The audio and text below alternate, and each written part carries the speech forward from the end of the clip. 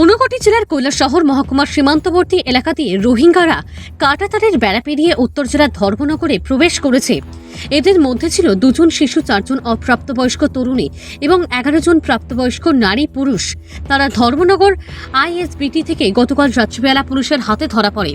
বিগত কিছুদিন ধরে ত্রিপুরার রাজ্যকে করিডোর বানিয়ে ভারতবর্ষের বিভিন্ন রাজ্যে প্রবেশের উদ্দেশ্যে বাংলাদেশ থেকে বাংলাদেশি নতুবা বাংলাদেশের বিভিন্ন শিবিরে আশ্রিত রোহিঙ্গা ভারতে প্রবেশ করছে।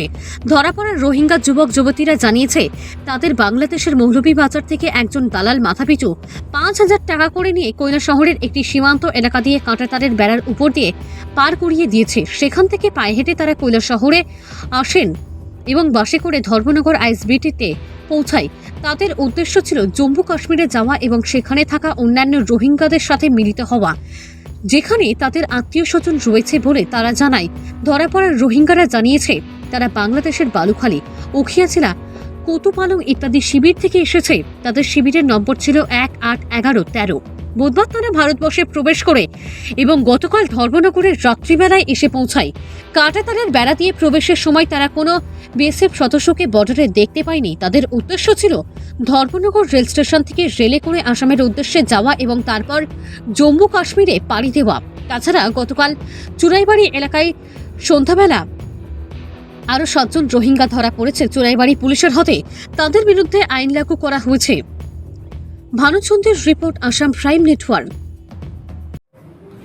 আজকে সন্ধ্যা আনুমানিক 8:30 নাগাদ একটা ইনফরমেশনের বেসিসে আমরা ধর্মনগর থানা এবং বিএবি স্টাফ মিলে ধর্মনগর আইএসবিটি থেকে আমরা মোট 16 জন রোহিঙ্গাকে আটক করেছি।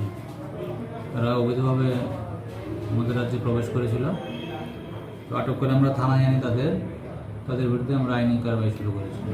স্যার, তারা কোথা থেকে ভারতবর্ষে এসেছে এবং কোথায় যাবে কিছু কি জানা গেছে? তারা এখনও ডিটেলস কিছু বলছে না, আমরা তাদেরকে ইন্টারোগেশন করছি। ডিটেলস পেলে আপনাদেরকে বিস্তারিত বলব। Thank you. সন্ধ্যা 10টা আগে আমাদের চুড়াইবাড়ি থানার সামনে যে রেগুলার চেকিং হয় ওখানে ML05T8382 একটা বাস, যাত্রীবাহী বাস, ওটাতে চেকিং করার সময় এখানে 7 জন, ওরা টোটাল 7 জন ছিল।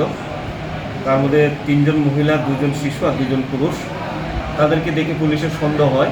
তারপর ওদেরকে জিজ্ঞাসাবাদ করে, তারা বলে দেয় তারা বাংলাদেশ থেকে এসেছে, ওরা হায়দ্রাবাদ যাবে। তারা কোনো বৈধ কাগজপত্র দেখাতে পারেনি। তারপর আমরা ওদেরকে থানাতে নিয়ে আসি। কতজন স্যার হয়েছে? মোট 7 জন, তার মধ্যে মহিলা 3 জন, শিশু 2 জন আর পুরুষ 2 জন। কি নাম স্যার? পুরুষ যে আছে আব্দুল ইলাহি, আরেকজন আছে আব্দুল শুক্কর। মহিলাদের নাম আছে রমিদা বেগম, রোজিনা বেগম আর সকিনা বেগম।